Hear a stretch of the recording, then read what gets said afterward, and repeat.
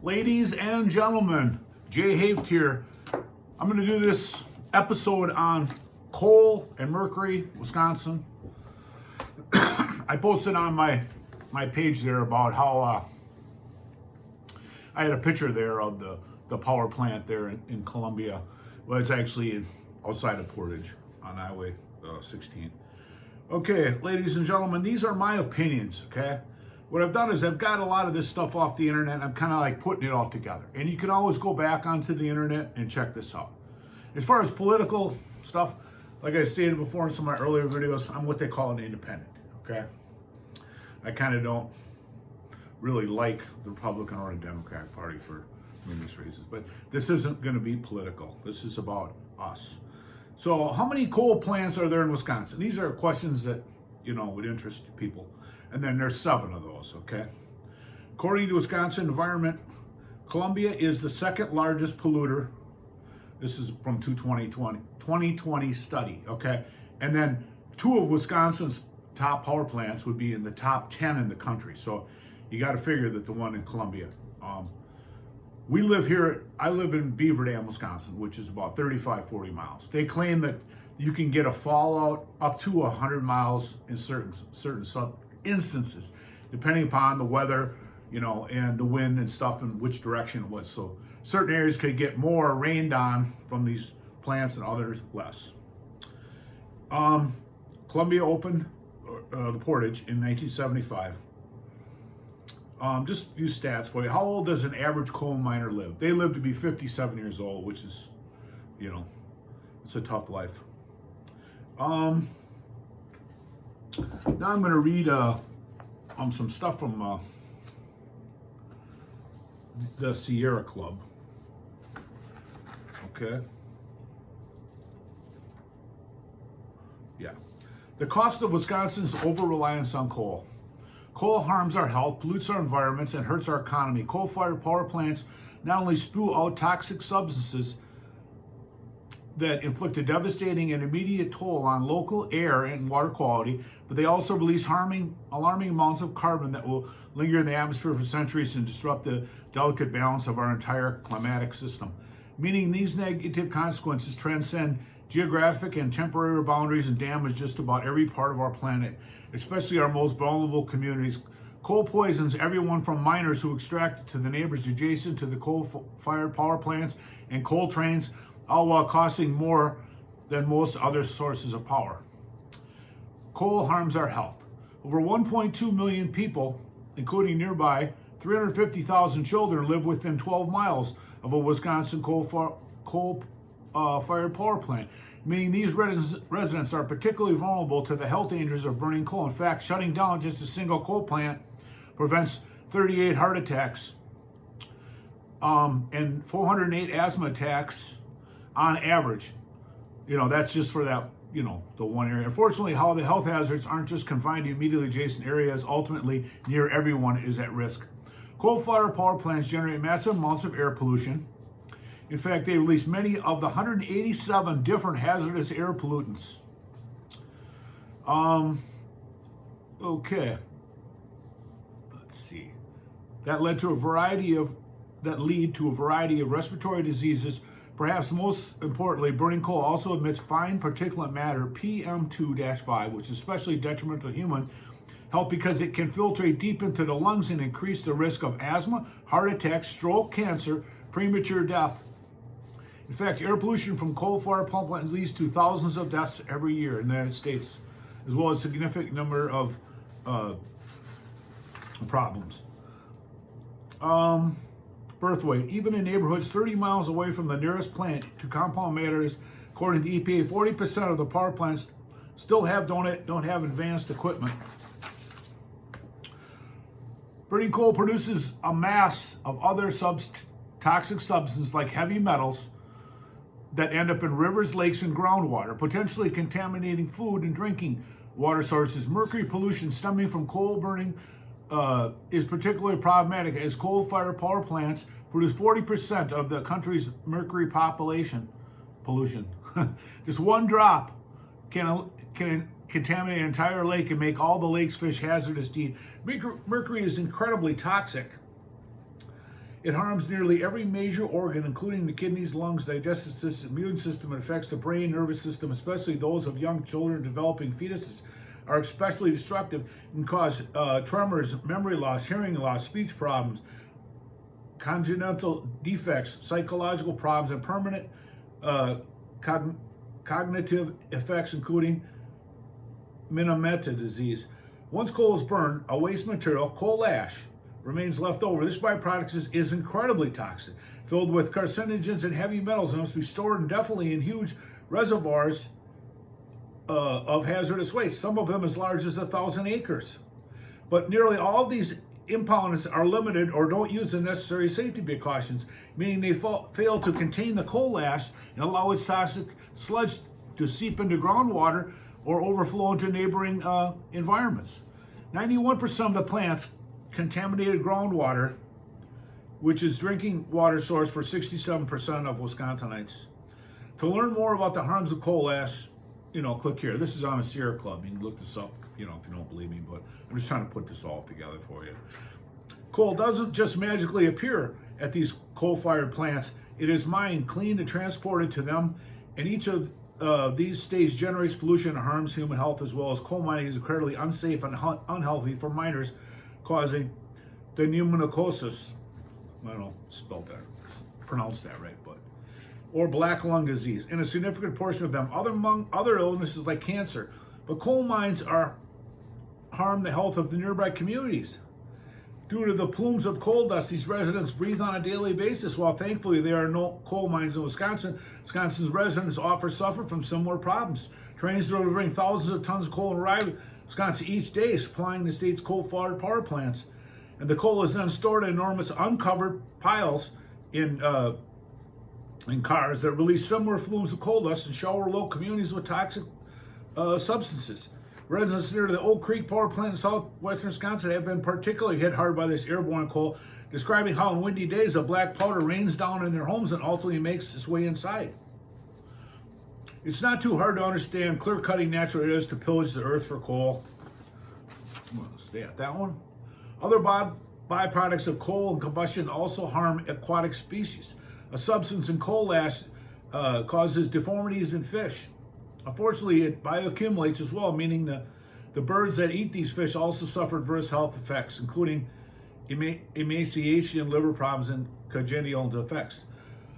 Most coal is extracted through mining surface. Coal hurts our economy because it's costing more than it's worth.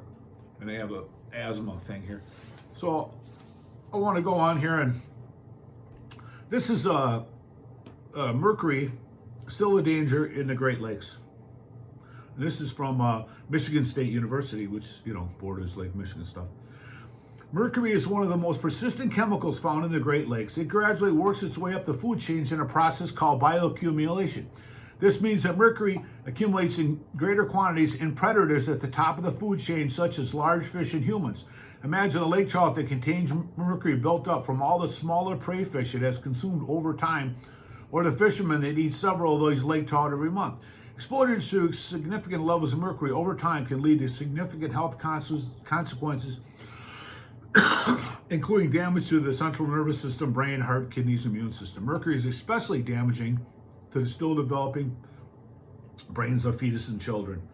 How does this harmful chemical end up in the Great Lake waters? There are some naturally occurring occurrences of mercury, but most of it in the Great Lakes comes from atmospheric deposition, coal-fired plants, waste incineration, metal smelting, and releasing mercury into the air in its inorganic form. The mercury eventually settles back to the surface, where some of it falling in the Great Lakes water.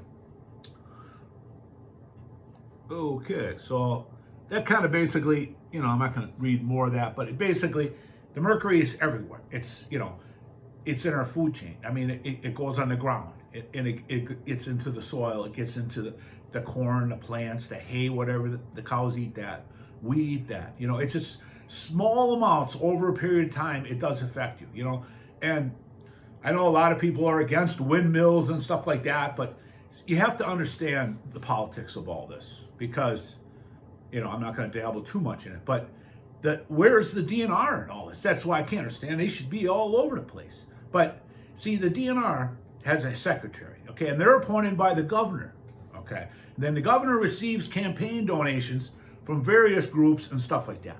I can't say exactly what are, but the two main owners in Wisconsin are We Energies and Alliant. And they're both stock traded companies on the stock exchange. So they're for profit. They're not actually the government, but we really don't have a choice to buy your electric and stuff, power from anybody else and stuff like that. So it's interesting. Let's see. And then how poisonous mercury gets from coal-fired plants to the fish eat. This is a little bit of that one. There's a lot of coal plants in the United States. And it says the risk from eating a fish from a river downwind from a coal-burning power plant depends upon both the type of fish caught and the age of the fish. Mercury is bioaccumulative toxin emitted from the coal-burning plants, falls on soil, washes in water. I don't want to elaborate too much on that. Okay. Now this is about the coal ash. You know, we know that the people that mine it, die early. The people that live around the coal plant are exposed to it. All the people along all these train routes with the open top cars, they're spreading it all over. It's like they're, seeding it. But and then we go to the, after they burn it, the coal ash, and it says toxic coal ash in Wisconsin, addressing coal plants' hazardous legacy. Decades, utilities dispose of coal ash, the hazardous substance left after burning coal for energy, by dumping it in unlined ponds and landfill. Wisconsin has 52 coal ash dump sites. Okay. Coal ash contains hazardous pollutants including arsenic, boron, cobalt, chromium, lead, lithium, mercury, molybdenum, radium, selenium, and other heavy metals which have been linked to cancer, heart and thyroid disease, reproductive failure, and neurological harm. Industry's own data includes that across the country, 91% of coal plants are currently polluting groundwater above federal health standards with toxic pollutions. Coal ash remains one of our nation's largest toxic industrial streams. U.S. coal plants continue to produce approximately 70 million tons of coal ash a year. It's kind of like a grill you have. You have your ashes and stuff. You have coal ash, very similar in that. Action needed, it says utilities must be required to comply with the law and immediately clean up their pollution. But, that goes back to the DNR. Where are they? They came into Beaver Dam and threatened me for over 5 years. Is that something they should do, or they should be working on this? They have a $500 million budget, the DNR, the last that I looked, and, it's unacceptable. It says that there's 20 federally regulated coal ash disposal sites in Wisconsin that are already, industry acknowledged they're federally regulated. It talks about this one. It says the coal plant in the city Partyville, So but the thing is, you get the plant, and then if you have this disposal site, you're getting double duty of this, So 38 unregulated coal ash legacy ponds and inactive landfills in Wisconsin, for which federal regulations have not yet been applied. You're going to have these dump sites that they're not overseen. Where is the DNR? Did someone tell them to just, wash your hands of this? And we don't care about these people. They don't evidently live right next to this. And if they do, they have this information, they're not going to move there. So it's devastating, and that's the coal ash. It is so many different phases of this whole thing. Okay. So now I'm going to go through some of this other stuff I have down here. The Columbia closing of the plant. It's scheduled to close now in June 2026. It was a delay of 18 months. How could they let them delay this? This, it's creating a global warming too. Who owns the coal plants in Wisconsin? WEC Energy, used to be We whatever, and Alliant Energy own like the plant. They're co-owners of the one at Portage, and they're like I said, they're stock traded companies. The Columbia or the Portage, is Wisconsin's largest coal plant. I didn't realize that. Environmental Justice says you should live at least 3 miles from a coal plant. I know some people were fishing out of that lake right there. I don't know. You know, does the DNR ever test the fish there? Are the fish really safe to eat there, right there by the plant?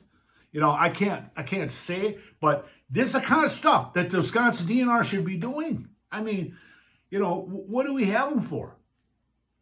The coal ash is very important. The mercury from the coal. You know, it's sad. You know, like I said, where is the DNR? You know, and then the fish and the you know, it's sad. You know, I wanted to do this because I wanted to, you know, I did some reading on it, stuff like that. I want to share it with you. Some of it might not mean anything to you, you know, but a lot of the damage is done. I mean, they even talked that it possibly could have something to do with autism. We're definitely having more problems. And the more you know, the longer these plants stay open, the more and more mercury they're going to dump in. And it just, the Great Lakes are the largest supply of fresh water in the world, and we don't need to destroy those Great Lakes. You know, we don't need to pollute them. So I don't mean to cause panic or anything, but you know, it's a lot of it is long-term effects. And I want to thank you folks and say these are all my opinions again, and love you all.